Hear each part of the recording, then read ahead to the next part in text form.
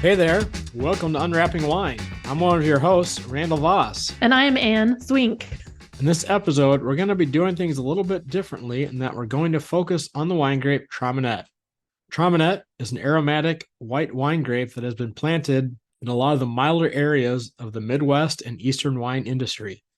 It was actually proclaimed the state grape in Indiana.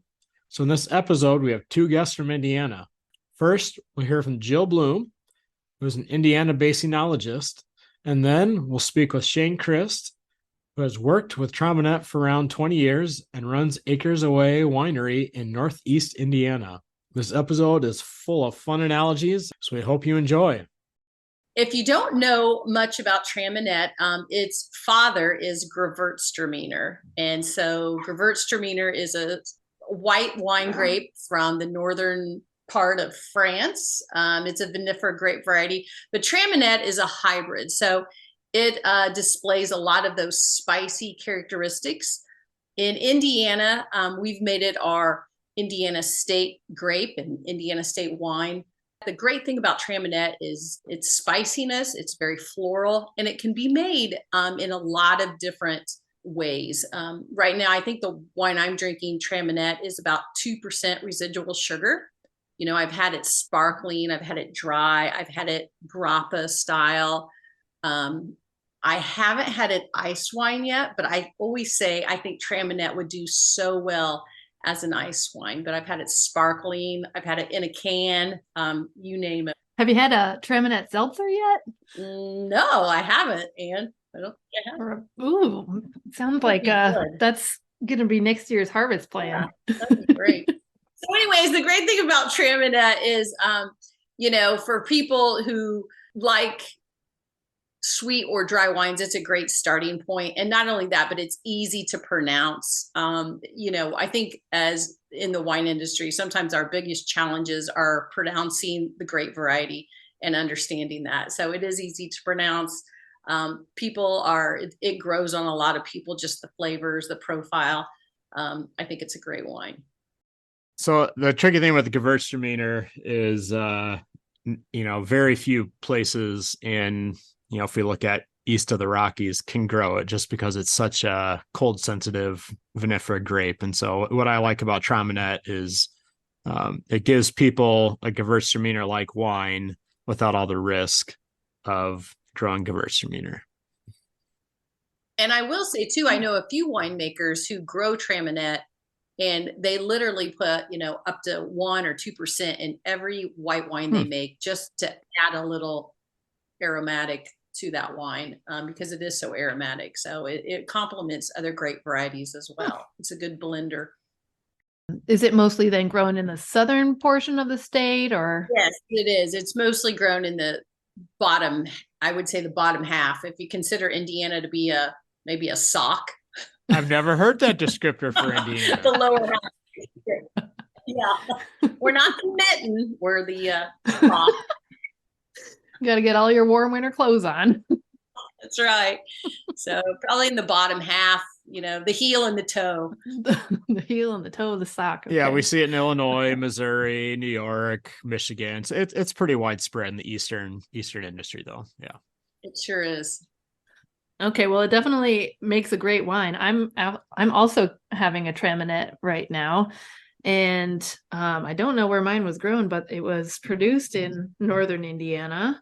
It's delicious, though. I would say this is an off-dry or semi-sweet Traminette, and it's just as you're saying, it's super spicy and good floral notes and just delicious. Yes, it is. I think it pairs well with all kinds of foods, whether the foods are spicy, and it's funny, we always thought it was a perfect Thanksgiving wine because it is sweet, it's spicy, so it pairs well with turkey, even cranberry dressings and things like that. So one thing I really like about Traminette is there's been a lot of research on it, actually. A lot of these cold hardy grapes or even moderately hardy grapes, there just hasn't been a lot of work on, but there's just been a lot of work on Traminette, comparing its terpenes like Riesling and Gewürztraminer, and also how to get it more aromatic by having sun exposure on that fruit.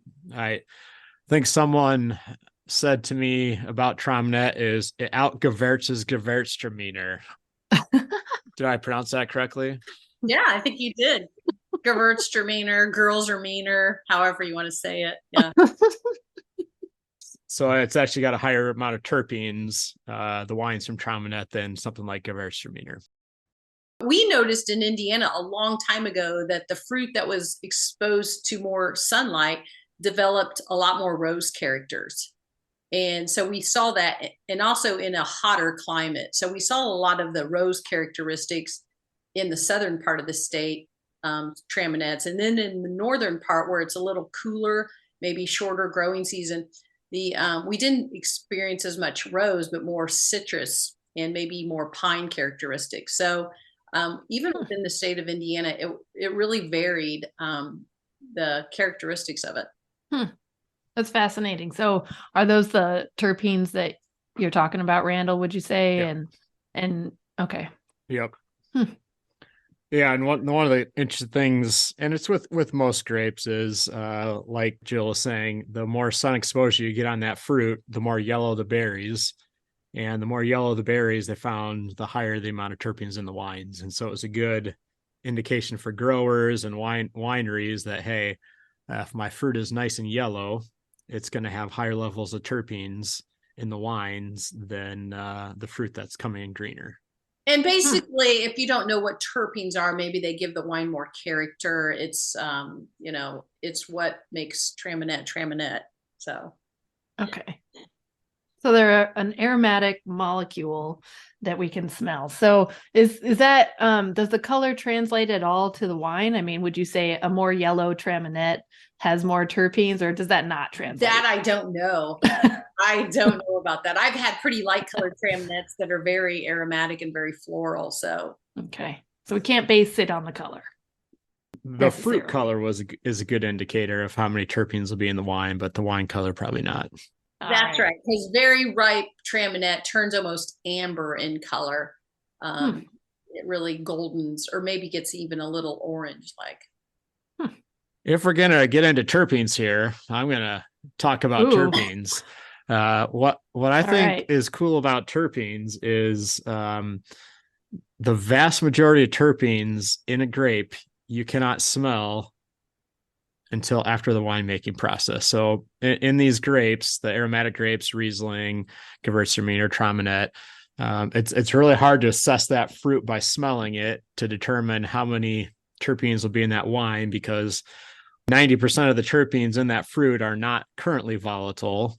It has to have the winemaking process to make them volatile. So it's one of those rare cases where, smelling the grapes may not be a great indicator of actually the aromas that are going to be in that wine. Is that a fair statement, Jill? I think that is a fair statement. And I was going to touch base on, when Traminette was new to Indiana, we used to talk about cold soaking the fruit. So we would crush the fruit, and before we pressed it, we would literally cold soak it for 24 hours. Some people did it for 12. We even did studies on how long do we cold soak, this fruit after we crush it and distim it. And I think, later on we decided probably you don't need to do that at all on most of it, because it becomes too aromatic, too rich for much cold soak. But again, it depends on when the fruit was harvested and where it comes from. Interesting.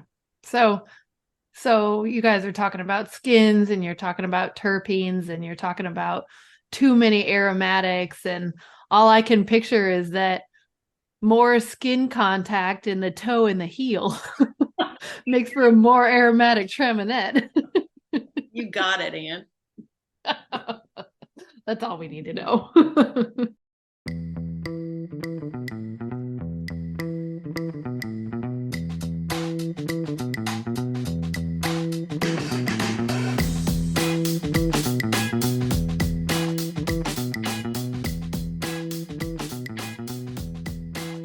I have a long history with Traminette. First time we made wine from Traminette was in 2006. And it came across my radar as something brand new with kind of a neat name. A lot of these hybrids that are developed aren't necessarily developed by good marketing people, but Traminette resonated with me because it has a sexy name. Like it actually looks like it belongs on a wine label, Traminette. And then I tried the juice, and I had never had anything quite like it. It was over extracted, and it tasted like drinking a bunch of potpourri. So I kind of had to stand back and go, what is this? And how do we make great wine out of it? So that's kind of been my first exposure, was quite some time ago. And then it's kind of evolved to the point where it's one of our more popular varietals in Northeast Indiana. And part of that is because Indiana had a pretty aggressive marketing campaign some time ago when we were attempting to kind of coin a signature grape variety for our industry. So I've learned a lot about it, but that is one of many that we're using.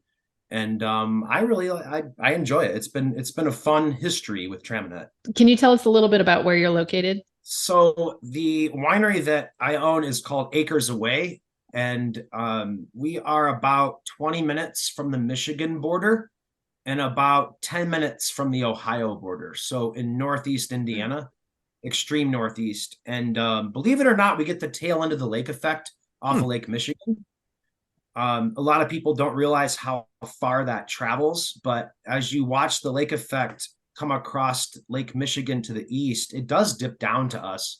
So it's not too uncommon for us to get substantially more snow as a result of that lake effect, and slight moderation in temperatures as well, as opposed to locations that are just like 20 or 30 minutes south of us, which you may find no snow on the ground and even colder temperatures.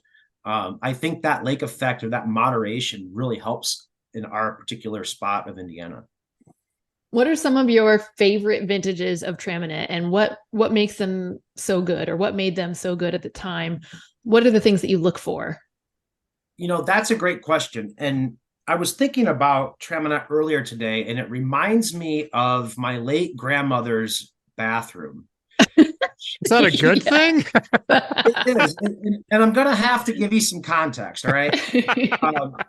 My grandmother had a guest bathroom, and she had a beautiful home, and you would walk into this bathroom and it was completely pink. The tile was pink. The walls were pink. The sink was pink. The toilet was pink. The toilet paper was pink. And you would go into this bathroom, and it was tastefully done, but it was like an overload of pink. So Traminette to me is kind of like that. It can be overdone to the point where it reminds you of grandma's bathroom or grandma's potpourri, or almost an over extraction of flavors. But it can also be very, very delicate and can actually be, like I said, tastefully done, to where you go into this pink bathroom, you're like, it's not too bad after all. It's kind of growing on me. So I guess that's kind of a really odd analogy, but you know, in most vintages that I've enjoyed Traminette, it's all dependent on the temperature of the fruit when you pick it. And I'll say that, you know, for us, everything's handpicked. So we have control to get in the vineyard and start at sunrise, handpick, and get out of there by noon. By 11 or 12 o'clock, you know, the sun's up, it's getting warmer, the bees come out. We don't want to pick any more grapes. So we're able to get that fruit back to the winery, and it's still very, very cold. And with that cooler temperature, you have less what I call extractables. So that perfumey, that terpenetic character of Traminette, which I'll say the pink bathroom of the Traminette, if you will, is actually moderated and it's in check. And I think with the best Traminettes, you're going to have a lot of that nice floral spice character without going over the top. And to me, a lot of that is dependent on the temperature of the fruit. So a lot of light pressing, maybe even some whole cluster pressing, will yield flavors that are a lot more delicate than picking warmer fruit and squeezing that grape really, really, really tight and really, really hard and getting some of those undesirable flavors. So I can't speak in detail of particular vintages, but Traminette does not like a wet summer. It's very susceptible to humidity and fungal diseases in our area. So, like almost all varietals, the drier the better for us. Mm-hmm. So I think in general, I would say out of 10, we have probably 6 really good vintages, and maybe 3 exceptional ones. So Cool. So those vintages that are exceptional are well balanced, not overpowering in any one aroma, just a nice literal bouquet of aromas. Yes, that's exactly right. It adds just enough complexity to where you're picking out not only just floral, but you can pick out certain flower varieties, whether it's rose petal or daffodil or Shasta daisy, whatever you can come up with. It's complex enough that you can actually pick out different kinds of flowers, at least in my experiences with the best vintages. And then also this nice little like spice character. And I'll even go as far as like a slight ginger character, baking spices, ginger snap cookie, that kind of stuff. And all this plays together really well. And really, it makes a nice food wine. So I've always marketed as the perfect wine for more ethnic foods like Thai or curries, things of that nature, because you have all these like kind of complex flavors that just really work together. And it's unlike a whole lot of other wines that you can buy. So for us, it's just been a really neat wine to make, or a grape to make wine with, and then also, of course, to market as well. So That's awesome. I haven't had lunch yet, and so now my mouth is watering. Thank you. Shane, I used to work in the greenhouse industry, and I'm at a loss to describe what a Shasta daisy smells like. So you got to put your nose like right up in it. Gotta get real close on the Shasta. You got to get really close. Yeah. I'm curious what you think of Traminette after you try a bunch of them. And they're different from all over. And I should probably add that Indiana is such a different, diverse state. I mean, where we're at, we're much more like Michigan winemaking, cooler climate. And then if you go down south to southern Indiana, of course, our friends at Huber Winery, just across the river from Louisville, you have a whole different kind of Traminette down there. It's just completely different.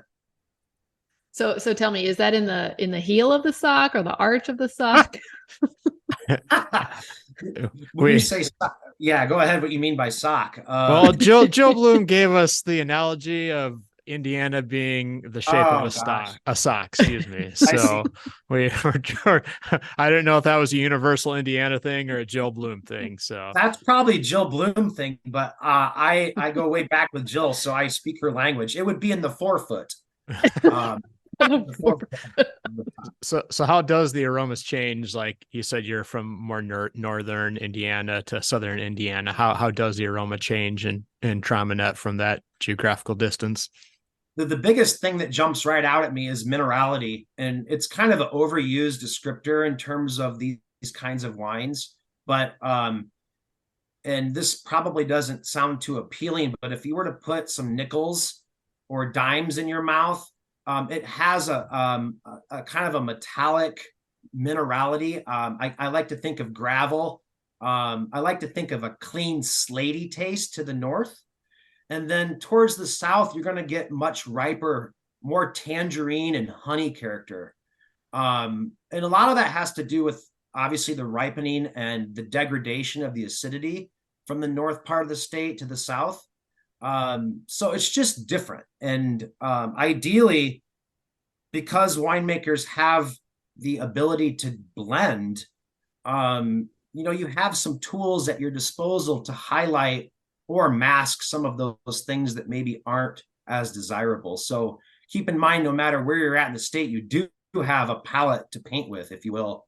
And it's not too uncommon for some winemakers to maybe add some Vidal Blanc or or if, maybe a little Brianna or Aramella to open up some more floral notes. So I always like to keep the art form in place in addition to the actual viticultural component of the varietal. What styles of wines are you making Traminette into, like in terms of sweet, semi-sweet, dry? Where do you think it fits best, or where do you use it or see it?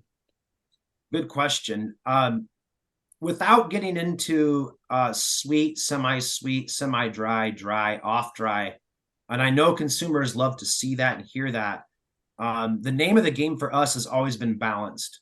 Mm-hmm. And once again, that is an overused term, but I'll always go back to it as a winemaker. I don't really care what the residual sweetness is, as long as it's balanced and it's not fatiguing on the palate and it's easy to drink and it goes well with food.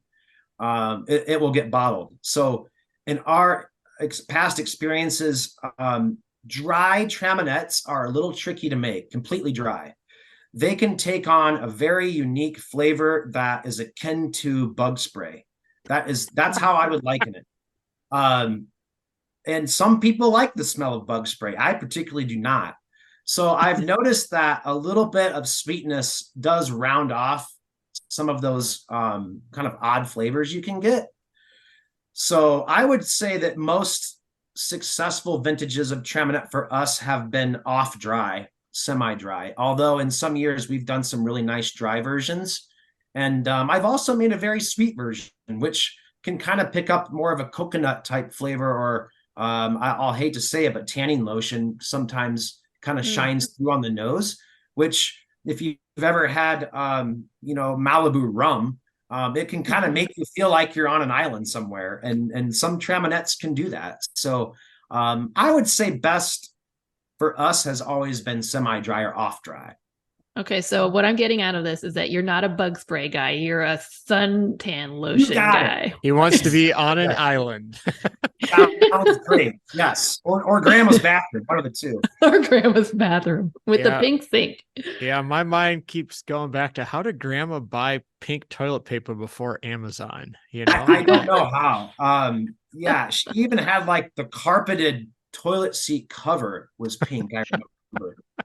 It almost makes you wonder what came first. Did she get pink toilet paper and then decorate the bathroom to match the toilet? That is a great question, Anne. So when you're looking to harvest Traminette, what are you looking for? And I've seen some work out of Purdue that indicates, the more sun exposure, the more yellow the fruit, the more terpenes. So if you're looking to when to pick, or if you're looking at a vineyard to maybe assess, hey, this is going to turn out good, just kind of looking at the fruit, what are you looking at? Yeah, I think in terms of what you were just talking about in Purdue's studies, Patty Skinkus years ago was working on her PhD thesis on Traminette as it pertains to hang time many years ago. And that really opened up a lot of our eyes into what to look for in the vineyard in terms of the actual color of the berry. What I look for personally is diversity. So I don't want a lot of amber, or I'll say sunburned fruit variety or fruit clusters. That will lend itself towards a little bit more terpenetic flavors. I tend to look for diversity. So some that are going to be very green, and some that are going to be a little bit more on the amber side. I really just look for just kind of a multitude of colors.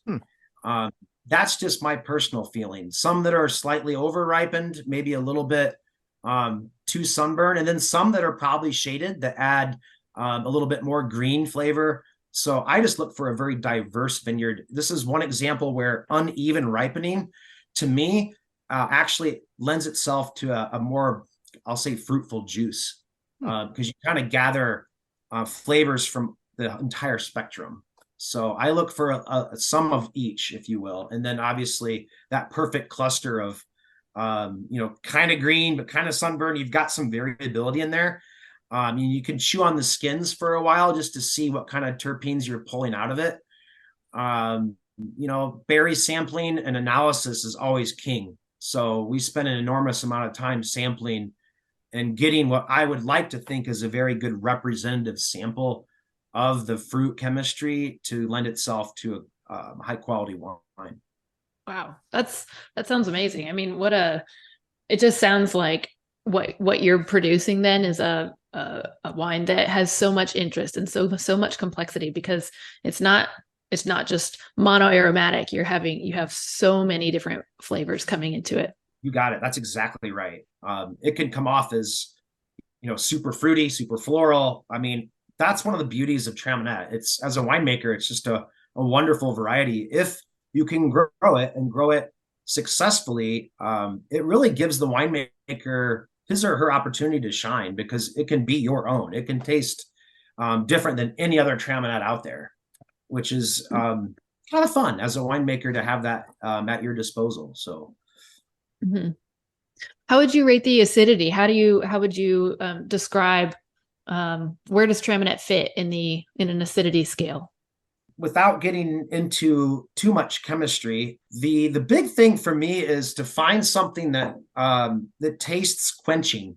So when I taste Traminette, I want to find a wine that's very drinkable, something that I can enjoy when it's 80 degrees out.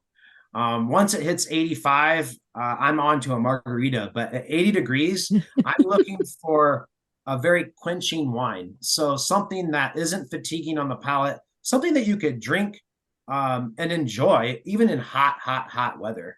So whether it's tart, sweet, whatever it is, balance is the key.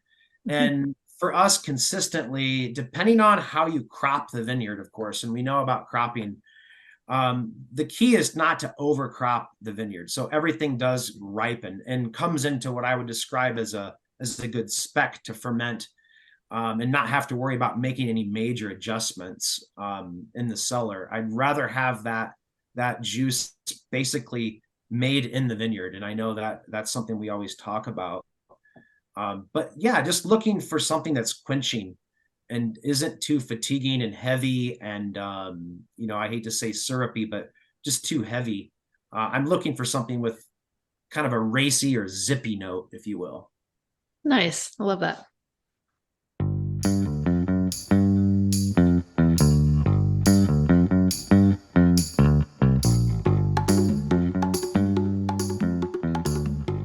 Shane, one kind of interesting concept I think a lot of wine drinkers and sometimes wineries use is like analogous varieties. So like I'll just give an example. In Europe, a lot of their mainstream vinifera are very disease prone, and the EU has kind of made a pledge to reduce their pesticide use. And so what they're trying to do is develop grape cultivars that are kind of analogs to the mainstream ones. So for example, a version of Riesling that has disease resistant genes in it. And so basically they're not trying to go against the current palate of the wine drinker, but they're trying to get in varieties that need less pesticide use because of this pledge to go more green. What's your thought on analogous varieties? So, a lot of times you read wine bottles or you read for some of these lesser known cultivars, compare this variety to XYZ. Is that helpful in your mind? Is that harmful in your mind? And would you say Traminette is kind of analogous to Gewürztraminer, or is it more different? That's a great question. To answer it directly, this earth is a ever-changing ecosystem, and it's always changing. And for a long time, the wine world, particularly over in Europe, was not changing. They were adhering to traditions and standards that were set forth for hundreds of years. I would say now, through research and education, and also sustainability, which that term comes up a lot, we've become knowledgeable, and we're actually looking at these fringe varieties, whether they're developed or heirloom, as you mentioned, something that maybe doesn't require so much tedious care. Now, whether Traminette fits that mold, I think it depends on where it's grown.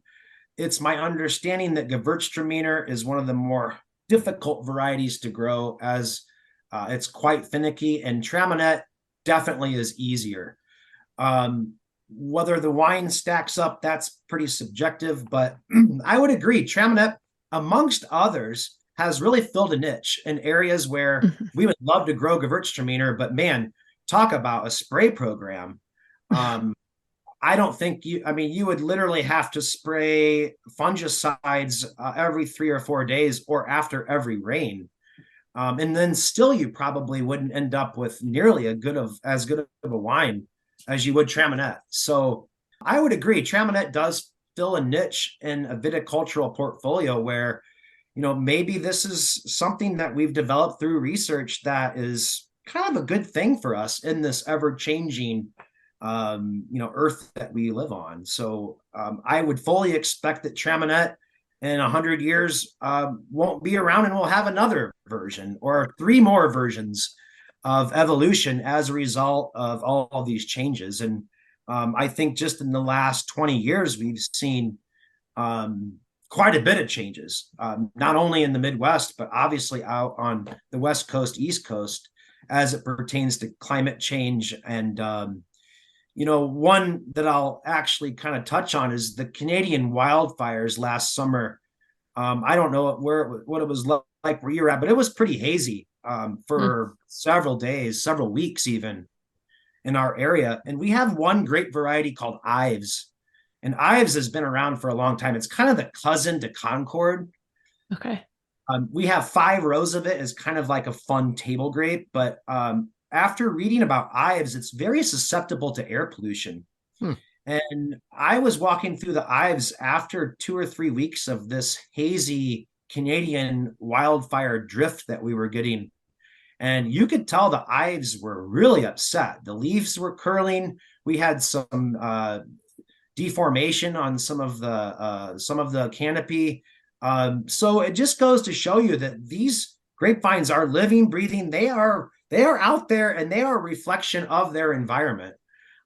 So, something like Traminette, to circle back, certainly is an alternative. And I think you're going to see more and more of these, fringe varieties, these new developed varieties that will take the place of some of the European standards to directly reflect all of these changes that I've been describing. Mm-hmm. So you think that there will be more plantings of Traminette? Do you think that it's a grape that's here to stay, at least for the semi long term? That's a good question. Economically speaking, to grow Traminette, I'm not sure what a basic consumer would spend on a really good Traminette. Let's just say it's $20. Well, if you've been to Trader Joe's recently, you're going to find an Albarino or a Vino Verde for $6. That's awfully good. So it's up to the consumer, and everybody likes to talk local. But do they buy local? So a lot of that has to do with education and whether or not the consumer wants to keep his or her money in that community or in that state, if you will. So if the wine quality is there and the consumer perception of Indiana wine in our case, or Midwestern wine, if you want to include both of us, if the perception is there, then I think Traminette would be a varietal that I would hang my hat on for a lot of years. But then again, you're going to have to spend more for that because of what we do and all of the input costs and what it takes to make local wine. It's just we can't compete with the Torrontes of South America or the other white varietals that you'll find all over that are wonderful. I mean, I had a Gruner Veltliner from Austria from Trader Joe's recently for $8, and it was fabulous. So it's up to the consumer, how important is it to you to buy local? And to me, it certainly is. And I'm always willing to spend more at a restaurant for local ingredients. I'll spend more for locally made goods. So, it's up to the consumer. But in terms of wine quality, I think Traminette's around. It's going to be around. Do you think the wine industry in these less known regions constantly referencing the mainstream vinifera varieties hurts or helps, I guess, is one of my other part of that question. Again, we're always trying to compare it to, hey, if you've tried XYZ, try this. Do you think that provides a gateway into people trying these products, or do you think it is a hindrance because, hey, why not just be what this is? Why try and compare it? Or what's kind of your thought on that? That's a good question. I'm gonna use another strange analogy. I love it. Okay, so I was flipping through, and I don't watch a whole lot of TV, but the AKC dog show was on recently. And I was kind of like enthralled watching it. So you've got all these really popular dog breeds. You've got the German Shepherd, you got the Golden Retriever, you got the Standard Poodle, you got the Dachshund. You've got all these very familiar dog names or dog breeds, if you will. And I'm going to liken that to the vinifera of the world. So you got Chardonnay and Cabernet and Pinot Noir. Okay. Depending on the target market, because we've got younger wine drinkers out there, and we still have, I'll say, more seasoned wine drinkers. But the younger wine drinkers are going to go to the pound, and they're going to find a mutt that is just as good of a dog as the German Shepherd and the Golden Retriever, even though it's not one of the standard breeds, right? But you're also going to have a target market that will not go to the pound to pick up a dog or the shelter. They're going to go to a breeder, and they're going to find the AKC champion bloodline Golden Retriever. And that's what they're going to do. So it really depends on the target market, whether or not some of these new varietals gain traction. But as you know, if you've ever had a shelter dog or a standard breed, they're both wonderful dogs, and there's a place for all of them. So is it fair to say you're a dog person and not a cat person because of that analogy? That is a true. Okay, because Anne's a cat person, whoa. So kindred spirit here, Shane. Dogs. We cannot. I'm done. I will be done with analogies. That was a very good analogy. Okay, good. Yeah, it's all good. Tell us about your winery. When are you open? What can we come do? What activities do you have going on? How can we visit? Great question. So we are in a very unique life cycle of Heartland Winery. I took ownership just about a year and a half ago. So I'm pretty new here, although I was at a different winery prior to this for 22, 21 years. But now that I'm here at Heartland Winery, it was on my list of major life goals was to rebrand this winery, to make it my own. And that rebrand is set to launch in January. And the new name, as I mentioned before, is called Acres Away. And Acres Away is a wonderful place for you to come visit, because it's not really far away and it's not really close, but it's just far away, and to actually get away from it all and actually do what I call a digital unplug, if you will, and just kind of reset your senses. When you come here, the first thing you'll see is a really nice vineyard. And we have 5 acres here on our estate, and those are open to the public to walk through. We give vineyard tours. We have worked hard to cultivate a wildflower meadow when you come in. And I've been adding to that with plans to expand that to a potential like lavender garden this year. So one of my biggest goals is to make this a place that when you pull in the driveway, you're like, wow, this is a really fun place to be. And it's beautiful. So once you come into Acres Away, you're going to see a lot of scenery. And when you come inside to our tasting room, we have open beam construction. So visually, it's very attractive. And ultimately, the coolest part is the people that come out here. We gather people from all over the country. And with the wine portfolio that we'll have launched in January, I'm really excited to kind of experiment on people to see what kind of wines they're going to like. We have a loosely formed entity in the winery called the research division. And the research division consists of me and the winemaker. And Kirk Etheridge, who I've been working with for almost 10 years now, our winemaker, we'll come up with some pretty off-the-wall stuff. We did our first hopped wine last year, which was kind of unique, and that happens to be La Crescent with some Citra and Mosaic hops. And then, so the research division is something that I'm not afraid to bring out to customers to test upon. And everybody likes to be a guinea pig when it comes to wine. And when you're small like us, you can do things that other larger wineries can't do. So if you want a winery tour, and I give them often, I invite people into the back. I love to show them the vineyard. I love to show them the equipment. It's just one of those small wineries that I've been really looking forward to kind of making my own. And I think you'll agree when you come in. You'll just have a good time. So we're not too far from Michigan. We're not too far from Ohio.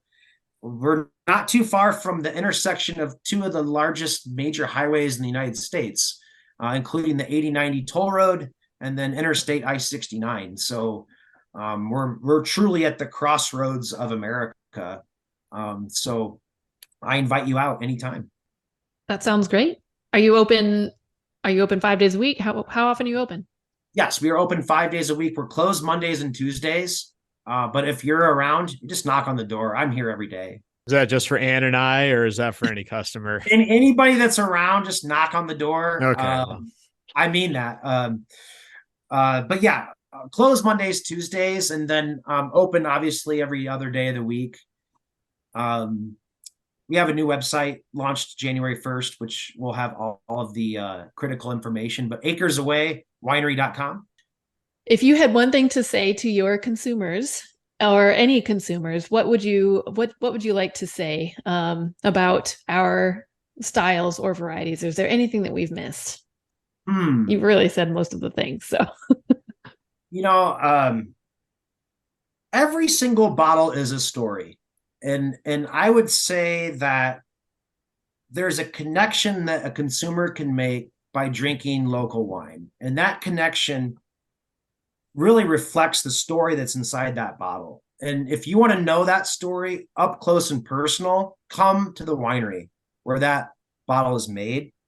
And if it's a good winery, and believe me, there are a lot of us out there, we will tell you the story and show you the story that's inside that bottle.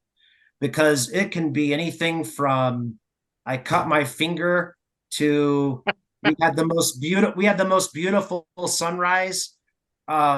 It's not always glamorous, and there are glamorous components, but I just want the consumer to not be afraid to taste that story and come to the winery to hear the story.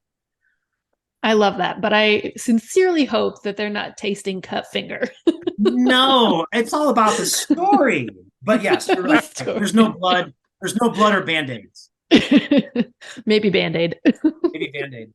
That's a whole other talk, right? Band-Aid aroma, baby.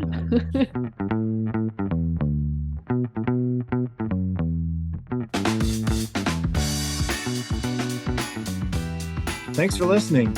Check out Unwrapping Wine Podcast on Facebook and Instagram for information about the show, upcoming episodes, and to provide feedback. Episodes will be coming out every other week.